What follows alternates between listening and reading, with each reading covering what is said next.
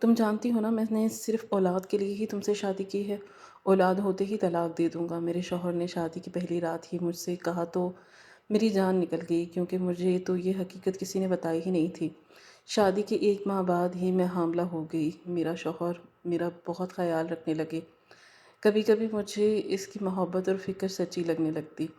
وقت تیزی سے گزرا اور ڈیلیوری کا وقت قریب آ گیا۔ میری اولاد مجھ سے چھین لیں گے، اس خوف سے میں حویلی سے بھاگ گئی اور شہر آ گئی۔ یہاں سرکاری اسپتال میں ایڈمٹ ہوئی اور بیٹی جنم دی۔ پھر نام اور پہچان بدل کر ایک بنگلے پر ملازمت کرتے وہاں رہنے لگی۔ اپنی بیٹی کے ساتھ بہت خوش تھی، جب 1.5 سال بعد اچانک، تم جانتی ہو نا کہ میں نے تم سے شادی کیوں کی ہے، مگر میں ناسمجھی سے اس کی طرف دیکھ رہی تھی۔ تب وہ مجھے کہنے لگا کہ میں نے تم سے شادی صرف اس لیے کی ہے تاکہ تم مجھے اولاد دے سکو۔ مجھے تب بھی اس کی بات کی کچھ سمجھ نہیں آئی، بلکہ میں تو اس بات سن کر شرما گئی اور دل ہی دل میں سوچنے لگی، سب لوگ اس لیے تو شادی کرتے ہیں تاکہ ان کو اولاد ہو، مگر اس کے اگلے فقرے نے گویا میرے پیروں تلے سے زمین نکال لی تھی۔ وہ مجھے کہنے لگا کہ جیسے ہی تم مجھے اولاد دو گی میں تمہیں آزاد کر دوں گا، کیونکہ مجھے تم سے صرف ایک اولاد ہی چاہیے، بس، اور کچھ نہیں۔ اور ہاں، تم بھی مجھ سے کوئی خاص امید مت لگانا۔ جیسے میری آنکھوں کے سامنے اندھیرا چھا گیا، اور آخر وہ کیا کہہ رہا تھا کچھ سمجھ نہیں پا رہی تھی۔ اس کے الفاظ میرے کانوں میں ہتھوڑی کی طرح بج رہے تھے۔ تم بھی اولاد دے دو گی تو میں تمہیں آزاد کر دوں گا۔ شادی کے فوراً بعد ہی کوئی یہ بات کہے تو وہ الفاظ سیدھے دل میں اتر کر خنجر کی طرح چبھتے ہیں۔ میں نے تیمور کے چہرے کو غور سے دیکھا تھا، مگر وہاں تو نہ کوئی شرمندگی تھی اور نہ ہی جھجک، بس ایک سرد حسابی نظر تھی جسے میں نے اس انسان کے چہرے پر دیکھا تھا۔ میری زبان جیسے بند ہو گئی تھی، اس کے رویے دیکھ کر اپنی جگہ ساکت ہو گئی تھی۔ میرا نام مہناز ہے اور میں سیالکوٹ شہر کی رہنے والی ہوں۔ میں اپنے پاپا کے ساتھ ایک چھوٹے سے گھر میں رہتی تھی، بھائی کے ساتھ رہتی تھی۔ علی مجھ سے 4 سال بڑا تھا۔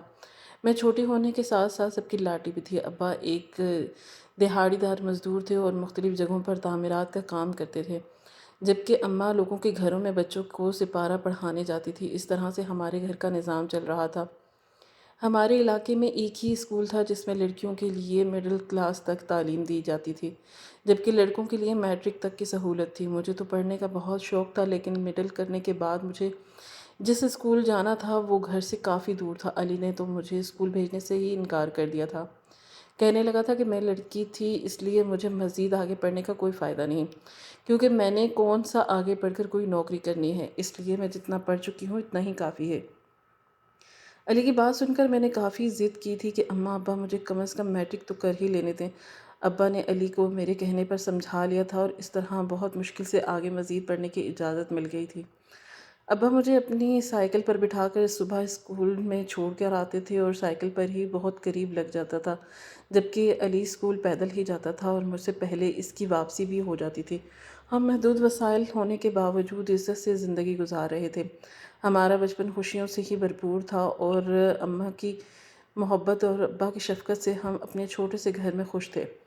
جب بھی ابا کی سائیکل پر بیٹھ کر اسکول جاتی تو ایک ہی خواب دیکھتی تھی کہ ایک دن میں بھی بڑی ہو کر اپنے اماں ابا کی زندگی بدل دوں گی۔ میں ڈاکٹر بننا چاہتی تھی تاکہ ابا کو سخت مزدوری سے نجات دلا سکوں اور اماں کو دوسروں کے گھروں میں جانے کی ضرورت نہ رہے۔ سب کچھ ٹھیک چل رہا تھا، مگر جب میں میٹرک میں تھی تو ایک ایسا واقعہ ہوا جس سے گھر کی سب ہی خوشیاں مان پڑ گئیں۔ ابا مزدوری کے دوران ایک اونچی عمارت سے گر گئے تھے اور ان کی دونوں ٹانگیں اور ایک بازو ٹوٹ گیا تھا۔ مزدور یونین نے ہماری تھوڑی بہت مدد کی تھی، مگر وہ اتنی نہ تھی کہ اس سے ابا کا علاج مکمل ہو سکتا۔ ابا کی معذوری کی وجہ سے ان کا کام کرنا مشکل ہو گیا تھا، جس کا مطلب تھا کہ گھر کی آمدنی بہت کم ہوگی اور میرا اسکول جانا تو ایک طرح سے ختم ہی ہونے والا تھا۔ اماں زیادہ گھروں میں جانے لگی تھی اور علی نے میٹرک کے بعد سے ہی اپنی پڑھائی کو ختم کر دیا تھا۔ پھر وہ شام کو ایک ورکشاپ میں کام کرنے لگا اور گھر کے حالات دیکھ کر مجھے بھی اندازہ ہو گیا تھا کہ میں آگے نہیں پڑھ سکتی۔ تب میں نے محلے کی چھوٹی بچیوں کو ٹیوشن پڑھانا شروع کر دیا تھا تاکہ گھر کے اخراجات پورے کرنے میں اپنے بھائی کی کچھ مدد کر سکوں۔ دیکھتے ہی دیکھتے میرے پاس محلے کے بہت سے بچے پڑھنے کے لیے آنے لگے تھے، کیونکہ میں ان کو اپنی پوری محنت اور لگن کے ساتھ پڑھاتی تھی۔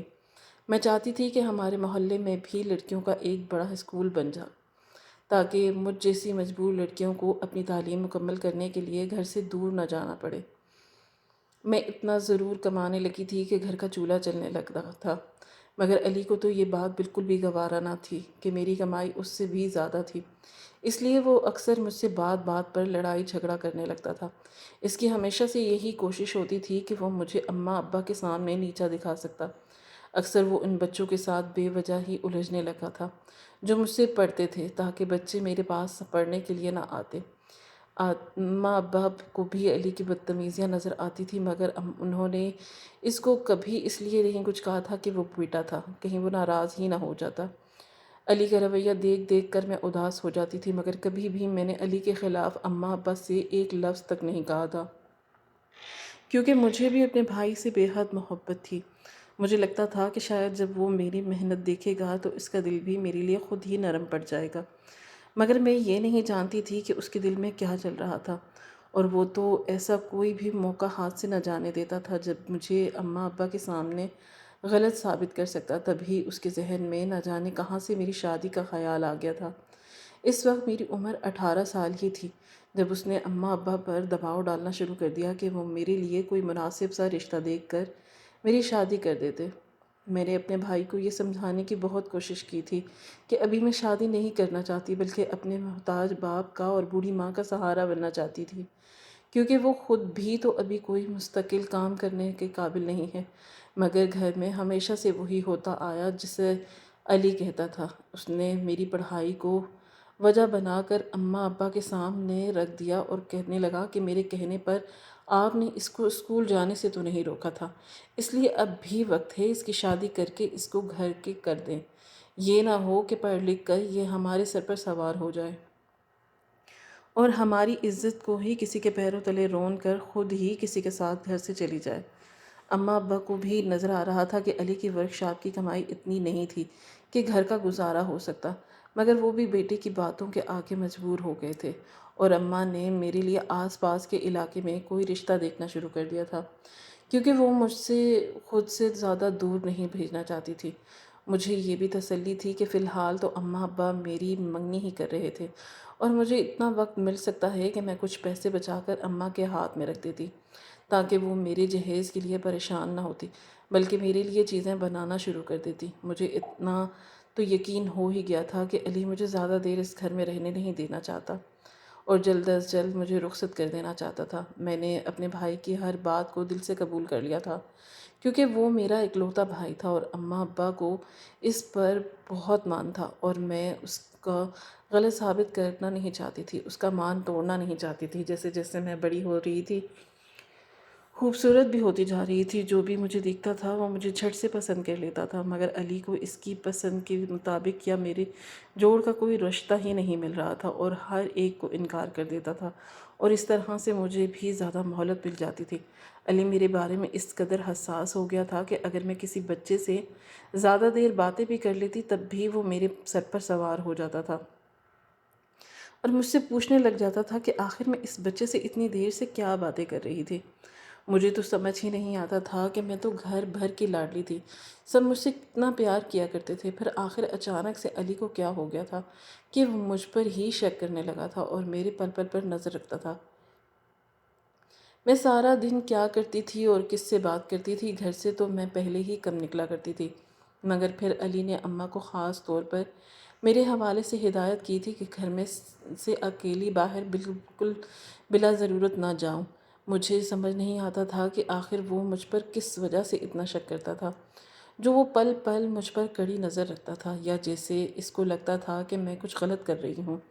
لیکن میں مطمئن تھی، کیونکہ میں نے کبھی کچھ غلط نہیں کیا تھا، مگر میں اس بات سے بالکل انجان تھی کہ اگر میں نے کبھی کچھ غلطی نہیں کی تو یہ میری نیت غلط نہیں ہے، تو میرے آس پاس کے لوگ میرے جیسے نہیں، بلکہ اسی محلے کے کچھ لڑکے تھے جو مجھ پر نظر رکھے ہوئے تھے، اور مجھے بھی اس بارے میں معلوم نہیں تھا، جبکہ علی کو یہ خبر کہیں سے مل گئی تھی کہ کچھ لڑکے میرا راستہ دیکھتے تھے۔ تبھی تو علی ہر وقت مجھ پر نظر رکھتا تھا۔ اس کو لگتا تھا کہ شاید میں نے ہی ان لڑکوں کو کوئی ایسا اشارہ کیا تھا جو وہ میرا راستہ روکتے ہیں۔ علی مجھ پر شک ضرور کرتا تھا اور مجھ پر نظر بھی رکھتا تھا، مگر میں نے کبھی اپنی زبان سے مجھے کچھ نہیں کہا تھا، اور میں ہمیشہ یہی سمجھتی رہی تھی کہ شاید میں اس کی اکلوتی بہن تھی، اس لیے اس کا میرا زیادہ خیال رکھنا اور میرے بارے میں اتنا حساس ہونا آخر ضروری تھا۔ آخرکار پھر علی نے ہی میرے لیے رشتہ پسند کر لیا۔ اس لڑکے کا نام تیمور تھا اور وہ ملک سے باہر ملازمت کرتا تھا۔ اس کی چھوٹی سی فیملی تھی، اماں ابا اس سے مل کر بہت مطمئن ہوئے تھے، اس لیے انہوں نے میری منگنی کر دی تھی اور میری منگنی کے 6 مہینے کے بعد ہی شادی کی تاریخ بھی طے کر دی۔ جیسے جیسے کر کے شادی کے دن قریب آ رہے تھے اور مجھے اماں ابا کو چھوڑ کے جانے کا بہت دکھ تھا اور میں اداس رہنے لگی تھی، مگر میرے بھائی نے میری اداسی کو بھی ایک الگ ہی رنگ دے دیا تھا اور مجھے کہتا تھا کہ آخر میں کس کے غم میں اتنا اداس رہنے لگی تھی۔ علی کی یہ بات سن کر تو میری برداشت ہی ختم ہو گئی تھی، کیونکہ علی ہر بات کا مجھ پر ہی الزام لگا دیتا تھا۔ اس نے تو مجھ پر بہت سی پابندیاں بھی بٹھا دی تھی، اس کے باوجود بھی وہ مجھ سے ایسے بات کرتا تھا کہ جیسے میں کوئی بڑا گناہ کر رہی تھی۔ شادی کی تیاریوں کے لیے مجھے اماں کے ساتھ ہر دوسرے دن بازار جانا پڑتا تھا، کیونکہ گھر میں ہم دو ہی تھے عورتیں جنہیں سارے کام دیکھنے تھے، اس لیے میں نے اماں کے ساتھ شادی کی خریداری اور تیاری کے لیے بازاروں کے چکر لگانے شروع کر دیے۔ میری شادی کی وجہ سے اماں اور ابا کا دل تو بیٹھا جا رہا تھا، مگر علی ہی تھا جس کو سب سے زیادہ جلدی تھی کہ وہ مجھے گھر سے رخصت کر دے۔ اس کو اس بات کی کوئی پرواہ نہیں تھی کہ میں اس دہلیز سے ہمیشہ کے لیے رخصت ہونے والی تھی، بلکہ وہ تو ہر روز بس کوئی فائل لے کر بیٹھا جانے کون سے حساب کتاب کرتا رہتا تھا اور اس فائل کو سب سے چھپا کر بھی رکھتا تھا۔ نہ جانے اس فائل میں ایسا کیا تھا جو وہ کسی کو بھی نہیں جھانکنے دیتا تھا۔ میں نے اس فائل سے اپنا دھیان ہٹا کر اماں کی مدد کرنا شروع کر دی، کیونکہ میں جانتی تھی کہ اگر علی کسی سے کوئی چیز چھپاتا ہے تو پھر کوئی چاہے جتنی بھی کوشش کر لیتا اس کو کچھ نہیں ملتا۔ گھر میں شادی کی تیاریاں زوروں پر تھی اور میں بظاہر ہر چیز میں حصہ تو لے رہی تھی، مگر میرا دل کہیں اور اٹکا ہوا تھا۔ میری نظریں بار بار علی پر جا کر رک جاتی تھی۔ وہ کمرے کے کونے میں ڈیسک کے پاس بیٹھا رہتا، جیسے باہر کی دنیا سے اس کا کوئی لینا دینا ہی نہیں تھا۔ شادی کا شور، مہمانوں کی باتیں، حتیٰ کہ میرے آنے جانے کا بھی اس پر خاص اثر نہیں ہوتا تھا۔ بس وہ ایک خاص بھوری فائل کھولتا، اس میں سے کاغذ نکالتا، کچھ نوٹ لکھتا، پھر کاغذ اندر رکھ دیتا اور وہ بھوری فائل میرے لیے ایک معمہ بن گئی تھی۔ آخر اس میں ایسا کیا تھا جو وہ سب سے چھپاتا تھا؟ علی کا رویہ بھی عجیب تھا۔ جہاں باقی سب کے چہروں پر رخصتی کا غم یا کم از کم ایک اداسی کی لہر تھی، وہاں وہ الٹا خوش نظر آتا تھا، جیسے کوئی بڑا بوجھ اس کے کندھوں سے اترنے والا تھا۔ میں نے کئی بار سوچا کہ سیدھا جا کر اس سے پوچھ لیتی ہوں کہ آخر اس سے میری شادی کی اتنی خوشی کیوں تھی، مگر نہ جانے کیوں اس کی آنکھوں کی چمک، ہونٹوں پر وہ ہلکی سی طنزیہ مسکراہٹ دیکھ کر میرا حوصلہ ٹوٹ جاتا تھا۔ ایک دن جب میں اماں کے ساتھ بازار سے واپس آئی تو علی حسب معمول کمرے میں بند تھا۔ میں نے پانی کا گلاس میز پر رکھا اور اماں کو کہنے لگی کہ میں ذرا علی سے بات کر لوں، مجھے اس سے کچھ پوچھنا تھا۔ اماں مجھے کہنے لگی کہ دیکھو، اس کی موڈ کا خیال رکھنا، تمہیں پتہ ہے نا وہ ناراض ہو گیا تو پھر دنوں تک بات نہیں کرتا۔ اور میں سر ہلاتی اس کے کمرے کی طرف بڑھ گئی۔ دروازہ آدھا کھلا ہوا تھا۔ میں نے اس کے پاس جا کر کہا تھا کہ بھائی، مجھے تم سے ایک بات کرنی ہے، مگر اس نے بس اتنا کہا کہ میں مصروف ہوں، ابھی نہیں بات کر سکتا۔ بعد میں اس کے لہجے میں ایسی سرد مہری تھی کہ میں خاموشی سے پلٹ گئی۔ پھر اگلے دن ہی سے مہندی کی تیاریاں شروع ہو گئی تھی، مگر ان سب کے بیچ علی کا رویہ ایک ہی جیسا تھا، خاموش اور عجیب سا۔ مجھے شک ہونے لگا تھا کہ وہ مجھ سے کچھ نہ کچھ تو چھپا رہا تھا۔ اسی دن دوپہر کو جب وہ باہر گیا تو میں چپکے سے اس کے کمرے میں گئی اور وہی فائل ڈھونڈنے لگی تھی جو مجھے عجیب سے شک میں ڈال رہی تھی کہ کہیں کچھ تو گڑبڑ تھی۔ میرا دل تیز تیز دھڑک رہا تھا۔ میں نے چاروں طرف دیکھا مگر مجھے کچھ نہیں ملا۔ ایسا لگ رہا تھا کہ جیسے وہ فائل اس کے لیے خزانے سے کم نہیں تھی اور وہ اسے کبھی کھلا نہیں چھوڑتا۔ مہندی کی رات آئی تو گھر میں ہنگامہ تھا، مگر جیسے ہی میری نظر علی پر پڑی تو وہ صحن کے ایک کونے میں کھڑا تھا اور وہاں پہ الگ تھلگ اپنے ہاتھ میں موبائل لیے مصروف تھا۔ میرا دل چاہا تھا کہ میں جا کر اس سے کہہ دیتی کہ میں اس کی بہن تھی، کم از کم وہ میرے لیے اپنا کوئی جذبہ، کوئی محبت تو دکھاتا، مگر مجھے پتا تھا کہ وہ کوئی سیدھا جواب نہیں دے گا۔ پھر شادی کا دن آ گیا تھا، لیکن میرا تجسس تھا کہ بڑھتا ہی جا رہا تھا۔ علی کے کمرے کے اندر آیا تو اس کے ہاتھ میں وہی فائل تھی۔ وہ اماں سے کہنے لگا کہ میں ذرا باہر جا رہا ہوں، شام تک آ جاؤں گا۔ میں حیران تھی کہ وہ دن میرا اسی گھر میں آخری دن تھا۔ مگر وہ مجھ پر کوئی توجہ ہی نہیں دے رہا۔ میری رخصتی کا وقت آ گیا، میں دلہن بنی بیٹھی تھی، مگر دماغ اب بھی علی کے الفاظ اور اس کی فائل کے گرد گھوم رہا تھا۔ میرا بھائی ایک کونے میں کھڑا تھا اور اس کی آنکھوں میں کچھ عجیب سا تھا۔ میں تیمور کی دلہن بنی اس کے گھر آ گئی۔ اس کی چھوٹی سی فیملی نے مجھے بہت اچھے طریقے سے خوش آمدید کہا تھا۔ سب مجھ سے بہت اچھے طریقے سے ملے اور میں بھی خوش تھی کہ سب ٹھیک ہو گیا تھا۔ میں تیمور کے انتظار میں بیٹھی تھی اور میری شادی کے بعد کی پہلی رات تھی اور وہ میں بہت خوش تھی۔ میرے دل میں بہت سی خواہشات تھی، مگر میں نہیں جانتی تھی کہ میرے سب ارمانوں پر پانی پھرنے والا تھا۔ تیمور کمرے میں آیا تو وہ آتے ہی بستر پر لیٹ گیا تھا اور اپنے موبائل میں مصروف ہو گیا تھا، اور وہ تو ایسا لیٹا تھا کہ جس سے اسے معلوم ہی نہیں تھا کہ اس کے ساتھ اس وقت کوئی اور بھی کمرے میں موجود تھا، اور وہ کوئی اور اس کی بیوی تھی۔ جب کافی دیر تک اس نے مجھے توجہ نہ دی تو میں نے ہی اسے اپنی طرف متوجہ کیا، مگر وہ اسی طرح موبائل میں مصروف کہنے لگا تھا کہ تم جانتی ہو نا کہ میں تم سے شادی کیوں کر رہا ہوں۔ مگر میں نہ سمجھی سے اس کی طرف دیکھ رہی تھی۔ تب وہ کہنے لگی کہ تم سے صرف اس لیے شادی کر رہی ہوں کہ تم مجھے اولاد دے سکو۔ مجھے تب بھی اس کی بات کی سمجھ نہیں آئی تھی، بلکہ میں تو اس کی بات سن کر شرما گئی تھی اور دل ہی میں سوچنے لگی تھی کہ سب لوگ اسی لیے تو شادی کرتے ہیں تاکہ ان کو اولاد ہو، مگر اس کے اگلے فقرے نے گویا میرے پیروں تلے سے زمین ہی کھینچ لی تھی۔ وہ مجھے کہنے لگا کہ جیسے ہی تم مجھے اولاد دو گی میں تمہیں آزاد کر دوں گا، کیونکہ مجھے تم سے صرف ایک اولاد ہی چاہیے، بس اور کچھ نہیں۔ اور ہاں، تم بھی مجھ سے کوئی خاص امید مت لگانا۔ مجھے لگ رہا تھا کہ جیسے میری آنکھوں کے سامنے اندھیرا چھا گیا تھا۔ آخر وہ کیا کہہ رہا تھا، مجھے کچھ سمجھ ہی نہیں آ رہا تھا۔ اس کے الفاظ میرے کانوں میں ہتھوڑی کی طرح بج رہے تھے۔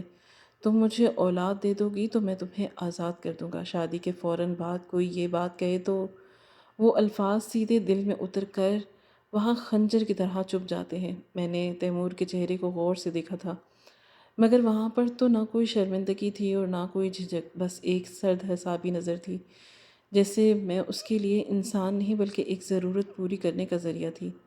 میری زبان جیسے بند ہو گئی تھی اور دل چاہ رہا تھا کہ فوراً اٹھ کر کمرے سے باہر نکل جاؤں، مگر پاؤں پتھر کے ہو گئے تھے۔ تیمور نے کوئی پرواہ نہ کی، موبائل اٹھایا اور پھر اسکرین پر نظریں گاڑی، جیسے وہ لمحہ بھر پہلے میرے دل پر قیامت ڈھا کر اب کسی اور ہی دنیا میں مگن ہو گیا تھا۔ وہ رات نہ جانے کیسے کٹی، نیند کا نام و نشان نہ تھا اور دماغ میں ایک ہی سوال گردش کر رہا تھا کہ آخر تیمور ایسا کیوں کہہ رہا تھا؟ کیا اسے میں پسند نہیں آئی تھی، یا میں نے سوچا شاید یہ اس کا مذاق تھا؟ میں نے ٹھان لیا تھا کہ میں تیمور کو اپنی محبت سے اپنی طرف مائل کر لوں گی۔ آخر میں بھی تو ایک خوبصورت مکمل عورت تھی اور وہ ایک مرد تھا، اور پھر ہم میاں بیوی تھے۔ اگلی صبح میں نے اپنے ہاتھوں سے تیمور کے لیے ناشتہ بنایا۔ جب وہ ناشتے کی میز پر آیا تو ایسے نارمل تھا جیسے کچھ ہوا ہی نہ ہو۔ اس نے اخبار اٹھایا، دو نوالے لگائے اور کہہ دیا کہ میں کام سے جا رہا ہوں، شام کو دیر سے آؤں گا۔ میں حیران تھی، مگر پھر بھی میں نے تیمور سے کچھ نہ پوچھا۔ مگر تیمور کی اماں کا رویہ میرے ساتھ بہت اچھا تھا۔ وہ تو میرے ساتھ بالکل ویسے ہی پیش آ رہی تھی کہ جیسے نئی نویلی دلہن کے ساتھ پیش آیا جاتا ہے، مگر میں نے تیمور کا ہر طرح کا رویہ نظر انداز کر کے اس سے محبت کی تھی تاکہ اس کا دل نرم پڑ جاتا اور مجھے دل سے قبول کر لیتا۔ دن گزرتے گئے مگر تیمور کا رویہ ایک سا رہا۔ زیادہ وقت موبائل یا لیپ ٹاپ میں ہی گزار دیتا، دوستوں کے ساتھ باہر رہتا۔ مجھ سے بات صرف بس اتنی ہوتی کہ کھانا کیا ہے، کیا کپڑے کہاں ہیں، اور جب کبھی بات اولاد پر آتی تو وہ فوراً سنجیدہ ہو جاتا۔ ایک دن اس نے مجھ سے صاف کہہ دیا تھا کہ دیکھو، میں اپنے والدین کی خوشی دیکھنا چاہتا ہوں اور ان کی خوشی صرف اسی میں ہے کہ میرا وارث ہو۔ وقت گزرتا گیا اور میں نے اپنے دل کو سمجھایا کہ شاید وقت کے ساتھ وہ بدل جائے۔ شادی کے ایک مہینے بعد ہی خوشخبری سنا دی گئی تھی کہ وہ باپ بننے والا ہے۔ ساتھ ہی میرے دل میں یہ خدشہ بھی تھا کہ کہیں وہ سچ میں اولاد پانے کے بعد مجھے چھوڑ ہی نہ دے، مگر اس کا رد عمل میری توقع کے برعکس ہوا تھا اور وہ خوشخبری سنا کر جس سے خوشی سے جھوم اٹھا۔ اس کی نوکری تھی تو ملک سے باہر، مگر وہ جب سے پاکستان آیا تھا تب سے بھی کسی نہ کسی کام میں مصروف ہی رہتا تھا، اور جیسے ہی اس نے خوشخبری سنی وہ واپس باہر جانے کی بات کرنے لگا۔ جب میں نے اسے رہنے کے لیے کہا تو اس نے مجھے کہا کہ میں جتنی چھٹی لی تھی وہ ختم ہو گئی ہے، لیکن تم فکر مت کرنا، میں جلدی تمہارے پاس آ جاؤں گا، آخر تم مجھے اتنی بڑی خوشخبری جو دینے والی ہو۔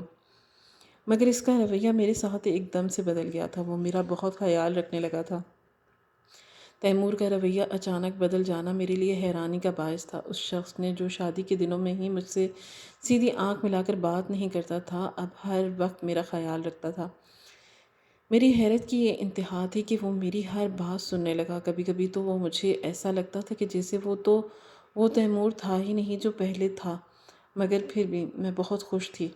میں نے اپنی محبت سے اس کا دل جیت لیا تھا، اس لیے وہ بدل گیا تھا اور میرا خیال رکھنے لگا تھا۔ تیمور مجھے روز فون کرتا، میری خیریت دریافت کرتا، مجھے طرح طرح کی نصیحتیں کرتا، اور انہی دنوں میں میرے ساتھ ایک اور عجیب بات ہوئی۔ میرا بھائی بھی مجھ سے ملنے آیا اور وہ بھی یہ خبر سن کر بہت خوش تھا۔ وہ میرا ماتھا چومتا، مجھے ڈھیروں دعائیں دیتا اور ہر دوسرے دن اماں کو لے کر مجھ سے ملنے آ جاتا۔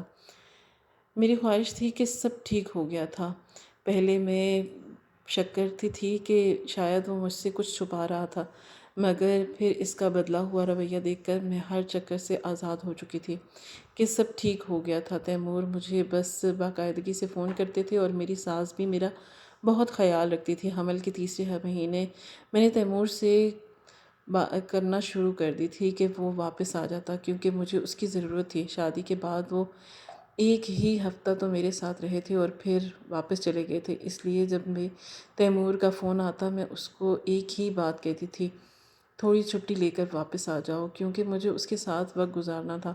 میری بے قراری دیکھ کر وہ کہنے لگا کہ میں 2 مہینے میں آ جاؤں گا، تم فکر نہ کرنا۔ اور پھر اس کے آنے کے دن گننے لگی اور وہ واقعی روز کال کرتا، کبھی ویڈیو پر بات کرتا، کبھی لمبی لمبی ہدایات دیتا کہ کیا کھانا ہے، کس وقت آرام کرنا ہے۔ اس کی یہ فکر مندی مجھے تھوڑا مطمئن کرتی اور میں سوچتی کہ شاید شادی کی پہلی رات وہ کسی پریشانی میں تھا جو اس نے مجھ سے وہ باتیں کی تھیں۔ مگر پھر ہر گزرتے دن کے ساتھ مجھے احساس ہونے لگا تھا کہ تیمور کی محبت کا مرکز میں نہیں بلکہ آنے والا بچہ تھا۔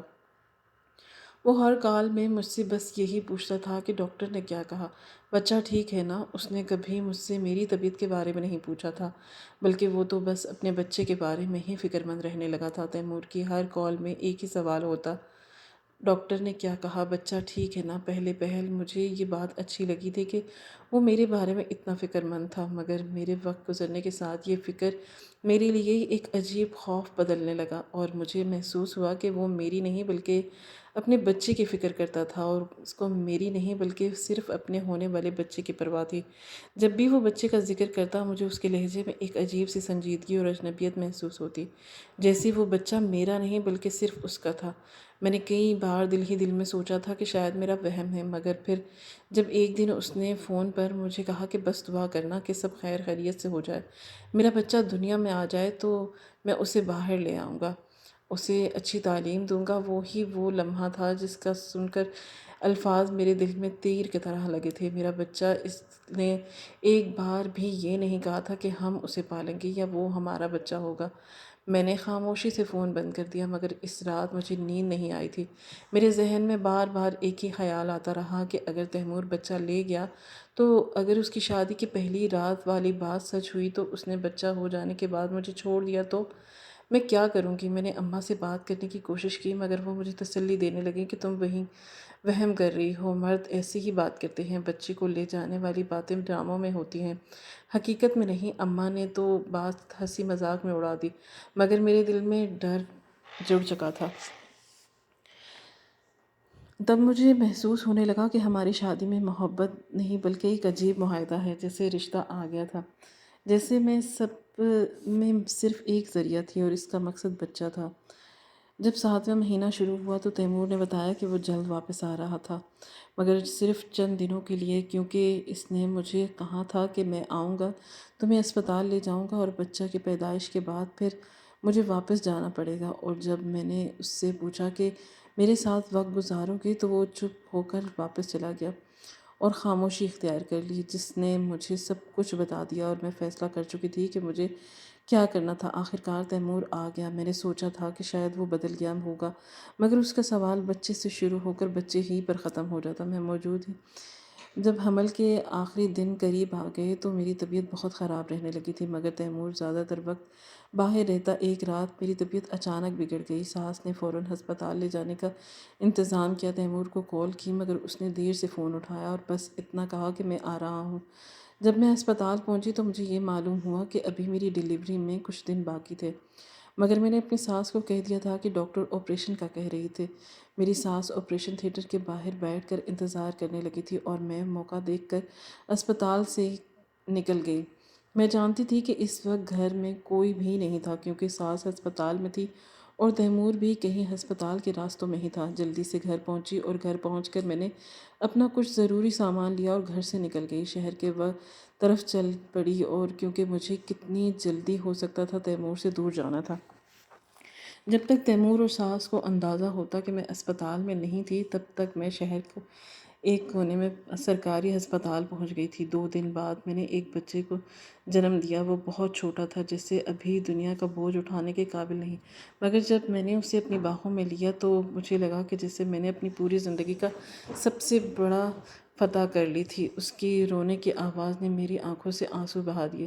خوف، خوشی اور سکون سب ایک ساتھ۔ میرا بچہ دنیا میں آ چکا تھا مگر میرے پاس رہنے کا کوئی ٹھکانہ نہ تھا۔ تب میں سیدھی اپنی اماں کے گھر پہنچ گئی کیونکہ مجھے یقین تھا کہ اماں ابا میرا دکھ سمجھ لیں گے اور جب ان کو تیمور کی حقیقت کا پتہ چلے گا تو وہ میرا ہی ساتھ دیں گے۔ مگر جب اماں نے کا دروازہ کھولا تو میری حالت دیکھ کر ایک لمحے کو وہ پتھر ہو گئیں۔ ان کی آنکھوں میں آنسو آ گئے مگر چہرے پر ہی فکر کی گہری لکیریں تھیں۔ وہ مجھے کہنے لگی تھیں کہ یہ تم نے کیا کر دیا۔ میں نے ننھے یاسر کو سینے سے لگائے اماں سے بس اتنا کہا تھا کہ اماں میں تیمور کے پاس واپس نہیں جاؤں گی، نہ ہی اسے اپنا بچہ دوں گی۔ اماں نے میرے ہاتھ سے بچے کو لیا، اس کی پیشانی پر بوسہ دیا اور مجھے کمرے میں لے گئی، مگر سکون کے یہ چند لمحے زیادہ دیر نہ تھے۔ شام کو جب علی گھر آیا اور اس نے جیسے ہی مجھے بچے کے ساتھ بیٹھا دیکھا تو اس کی آنکھوں میں غصے آگ بھڑک گئی اور مجھے کہنے لگا کہ یہ کیا ڈرامہ ہے؟ تیمور تمہارا شوہر ہے اور یہ بچہ اس کا ہے، تم اس سے چھین کر یہاں نہیں رکھ سکتی، اس لیے بہتر ہے کہ اس کے پاس واپس جاؤ۔ میں نے علی کو سب کچھ بتا دیا کہ تیمور مجھ سے میرا بچہ چھین کر مجھے طلاق دے دے گا، اس لیے میں واپس نہیں جاؤں گی، لیکن وہ آگ بگولا ہو گیا۔ تم جانتی ہو نا کہ تیمور تمہیں چھوڑ دے گا، یہ عزت کا سوال ہے، لوگ کیا کہیں گے؟ تمہیں فوراً بچہ لے کر تیمور کے پاس جانا چاہیے۔ اس کے بعد علی نے اماں ابا پر دباؤ ڈالنا شروع کر دیا کہ مجھے اور بچے کو تیمور کے گھر واپس بھیج دیا جائے، مگر میں وہاں واپس نہیں جا سکتی تھی۔ اس لیے رات کو جب سب سو گئے تو میں نے دل میں ایک فیصلہ کر لیا تھا کہ میں وہاں بھی محفوظ نہیں تھی۔ علی کے دباؤ کا مطلب تھا کہ جلد یا بددیر وہ مجھے زبردستی تیمور کے پاس بھیج دے گا۔ میں نے بچے کو کمبل میں لپیٹا، ایک چھوٹا سا بیگ اٹھایا اور خاموشی سے گھر کا پچھلا دروازہ کھول کر نکل گئی۔ سرد رات کی ہوا مجھے اور چہرے پر لگ رہی تھی اور میرے قدم رکنے کا نام نہیں لے رہے تھے۔ میں گھر سے شہر کی طرف چل پڑی مگر مجھے نہیں معلوم تھا کہ مجھے وہاں کہاں جانا ہے۔ اور پھر مجھے ذکیہ آنٹی کا خیال آیا اور وہ ہمارے پڑوس میں بہت عرصے رہنے کے بعد شہر میں شفٹ ہو گئی تھیں کیونکہ وہاں شہر میں ان کے بیٹے کی نوکری تھی جس کو اماں نے بچپن میں سے پارا پڑھایا تھا۔ ذکیہ آنٹی کے گھر وہاں ہمارا بہت آنا جانا تھا، اس لیے مجھے یقین تھا کہ وہ میری مدد ضرور کریں گی۔ میں نے بہت مشکل سے اس کا پتہ ڈھونڈا تھا اور ان کے بڑے سے عالی شان گھر میں پہنچ گئی تھی اور ان کو جا کر ساری کہانی سنا دی۔ انہوں نے وعدہ کیا تھا کہ وہ میری مدد ضرور کریں گی۔ انہوں نے مجھے اپنے بڑے سے گھر میں رہنے کے لیے جگہ دے دی تھی، مگر مجھ سے یہ برداشت نہیں ہو سکا تھا کہ میں ان پر کسی قسم کا بوجھ ڈالتی، اس لیے ان کے گھر کے چھوٹے موٹے کام کرنے لگی تھی، جس کے بدلے میں انہوں نے مجھے رہنے کے لیے ایک چھوٹا سا کمرہ دے دیا تھا۔ پیٹ پالنے کے لیے 2 وقت کا کھانا دے دیتی تھے اور میرے لیے وہ بہت تھا۔ میں گھر کے چھوٹے موٹے کام کرنے لگی تھی اور برتن دھونا، سبزی کاٹنا، کپڑے تہہ کرنا، تاکہ میرے دل کو یہ اطمینان رہتا کہ میں صرف مہمان نہیں بلکہ ان کے گھر میں اپنا حصہ ڈال رہی تھی۔ ذکیہ آنٹی اکثر میرے بیٹے کو گود میں لے کر پیار کرتی اور میں چپ چاپ دیکھتی رہتی، مگر رات کے سناٹے میں جب سب سو جاتے میرے اندر ایک عجیب سی بے چینی جاگ جاتی۔ دل میں ڈر تھا کہ اگر تیمور کو پتہ چل جاتا کہ میں کہاں تھی تو وہ مجھے وہاں سے بھی چھین لیتا۔ کبھی کبھی میں یہ بھی سوچتی تھی کہ علی ضرور میرے پیچھے لگا ہوگا، مگر سکون ہمیشہ کے لیے نہیں ہوتا، ایک دن بازار میں کپڑا لینے گئی تو کہ اچانک میں نے علی کو دیکھا۔ اس کی نظریں مجھ پر پڑتے ہی وہ ٹھٹک گیا اور میرے اندر جیسے خون منجمد ہو گیا۔ میں جلدی سے اپنا بیگ سنبھال کر بھیڑ میں گم ہو گئی، مگر دل جانتا تھا کہ وہ ٹکراؤ سب کچھ بدل سکتا تھا۔ اس رات میں نے ذکیہ آنٹی کو سب بتا دیا۔ انہوں نے میرا ہاتھ تھام کر کہا تھا کہ بیٹا تمہیں ڈرنے کی ضرورت نہیں، لیکن اب تمہیں زیادہ محتاط رہنا ہوگا۔ مجھے یاسر کو لے کر ذکیہ آنٹی کے گھر رہتے 1.5 سال گزر چکا تھا، مگر علی کا نظر آنا میرے دل میں ویسے ہی خوف ڈال گیا تھا جیسے پہلے دن کا خوف تھا۔ لیکن جب ایک دن حویلی کے گیٹ سے وہ بڑی گاڑی اندر داخل ہوئی جس میں کچھ جانے پہچانے چہرے تھے، تو میرا اوپر کا سانس اوپر اور نیچے کا سانس نہ ہی رہ گیا، اور وہ کوئی اور نہیں بلکہ تیمور ہی تھا۔ اور تیمور میرا شوہر، یاسر کا باپ، جس کو میں نے اس ڈر سے چھوڑ کر بھاگ آئی تھی کہ کہیں وہ مجھ سے میری اولاد چھین نہ لے۔ وہ اچانک 1.5 سال کے بعد میری زندگی میں واپس آ گیا تھا، اور اس کے دیکھ کر میرے پرانے سارے خدشات ایک دم سے تازہ ہو گئے تھے کہ کہیں وہ مجھ سے میری اولاد چھیننے تو نہیں آیا تھا۔ تیمور کو دیکھ کر بھاگتی ہوئی یاسر کے پاس گئی اور اسے خود سے لپٹائے ایک کونے میں سمٹ گئی تھی۔ تبھی دروازے پر دستک ہوئی تھی اور آنٹی ذکیہ مجھے بلانے آئی تھی۔ وہ کہنے لگی کہ میرے پیچھے کچھ مہمان آئے ہیں، مجھے تمہاری مدد چاہیے۔ میں بھاگ کر ان کو کچھ بتاتی، مگر وہ پہلے ہی وہاں سے جا چکی تھیں۔ مجھے سمجھ ہی نہیں آیا تھا کہ میں کیا کرتی۔ اگر مجھے آنٹی ذکیہ پر یقین نہ ہوتا تو میں تیمور کے سامنے کچھ کبھی نہ جاتی، مگر آنٹی نے جب میری مدد کا اور میرے تحفظ کا وعدہ کیا تھا تو میں بھی یاسر کو اپنی گود میں اٹھایا ان مہمانوں کے سامنے آ گئی تھی۔ جس تیمور ہی تھا، مجھے دیکھتے ہی وہ اپنی جگہ سے اچھلا تھا، مگر اس کے چہرے پر مجھے دیکھ کر غصہ نہیں، ندامت تھی۔ مجھے لگا کہ شاید اس کا دل اس لیے نرم پڑ گیا کہ اس کی گود میں میرا بچہ تھا اور اس کو صرف اپنے بیٹے کی پرواہ تھی، مگر وہ مجھ سے معافی مانگنے لگا۔ مجھے تب بھی اس پر یقین نہیں آ رہا تھا، مگر پھر آنٹی نے مجھے اس کی کہانی سنائی تھی کہ وہ ترکی میں ملازمت کر رہا تھا اور اسی ملازمت کے دوران اس نے وہاں ایک ترکش عورت سے شادی کی تھی جو اس کو اولاد نہیں دے سکتی تھی۔ تب تیمور اور اس کی ترکش بیوی نے فیصلہ کیا تھا کہ تیمور پاکستان میں کسی عورت سے شادی کر کے اس سے بچہ لے گا، جسے وہ دونوں بعد میں ترکی کا کر کے خود ہی پالیں گے۔ اور تیمور کے لیے یہ بہت مشکل تھا کہ وہ پاکستان میں کسی لڑکی سے صرف اس لیے شادی کرتا کہ وہ اسے اولاد دیتی اور اس کے بعد وہ طلاق دے دیتا۔ لیکن یہاں پر مشکل یہ تھی کہ آخر اس کو ایسی لڑکی کدھر سے ملتی جو اسے اولاد بھی دے دیتی اور اپنی اولاد سے ہاتھ بھی دھو بیٹھتی اور ساتھ ہی طلاق کا داغ بھی اپنے ماتھے پر سجاتی۔ جب تیمور نے اپنی اسی مشکل کے بارے میں اپنے ایک دوست کو بتایا جو لازماً علی رہا تھا، اور اس نے فوراً اسے تیمور کے سامنے اپنی بہن کا نام دیا اور ساتھ ہی تیمور سے یہ وعدہ لیا تھا کہ جب اس کی بہن تیمور کو اولاد دے دے گی تو تیمور علی کو بھی ترکی میں نوکری دلوا دے گا۔ اور اسی طرح علی نے اپنی بہن کا سودا اپنے دوست کے ساتھ طے کر لیا تھا، مگر جب تیمور کی بیوی اس کا بچہ لے کر بھاگ گئی تو تیمور کی پہلی ترکش بیوی کو لگا کہ شاید تیمور اس سے جھوٹ بول رہا ہے اور اپنی دوسری بیوی کے ساتھ ہی پاکستان میں رہنا چاہتا ہے۔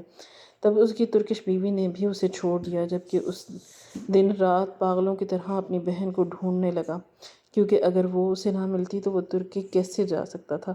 لیکن تیمور کو تب احساس ہونے لگا کہ اس نے اپنی دوسری بیوی کے ساتھ زیادتی کی تھی۔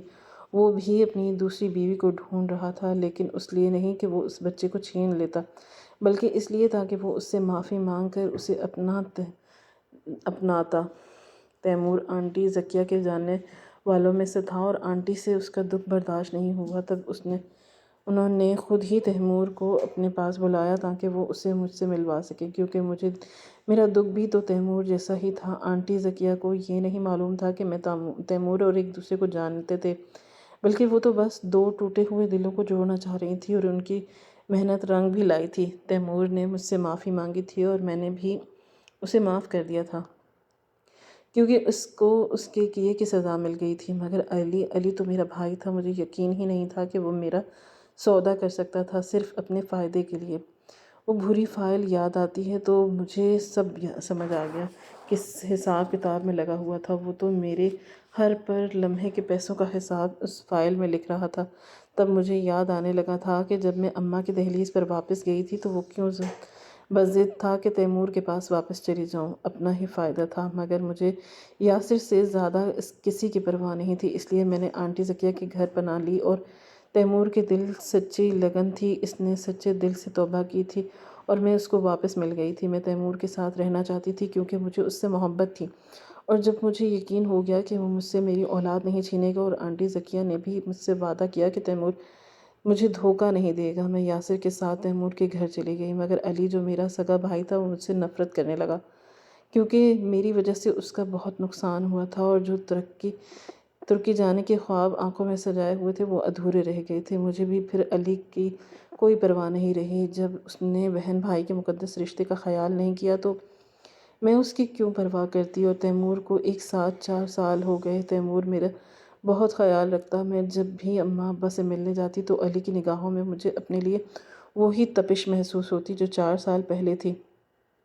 لیکن جب تک تیمور میرے ساتھ رہے مجھے علی سے ڈرنے کی ضرورت نہیں۔ لیکن ایک بات پر میرا دل ضرور دکھتا ہے کہ علی جیسے بھائی ہی ہوتے ہیں جن کی وجہ سے ان کی بہنوں کی زندگیاں برباد ہوتی ہیں، مگر معاشرتی پھر بھی مرد کو بے قصور ہی سمجھتا ہے، کیونکہ سزا کے مستحق تو صرف عورت ہی ہوتی ہے۔